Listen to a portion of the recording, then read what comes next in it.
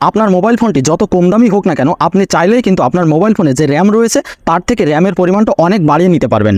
অনেকের মোবাইল ফোনে র্যাম কম থাকার কারণে মোবাইল ফোনটি কিন্তু হ্যাং করে, যার ফলে স্মুথলি কাজ করে না।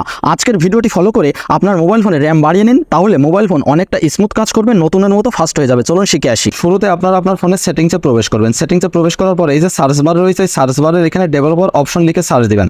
সার্চ দেওয়ার পর এই যে দেখুন ডেভেলপার অপশন চলে এসেছে। আপনারা কারা কারা এই অপশনটি পাননি তারা অবশ্যই কমেন্ট করে জানান, ঠিক আছে? সো এই ডেভেলপার অপশন লেখা রয়েছে, এখানে জাস্ট একবার ট্যাপ দিব।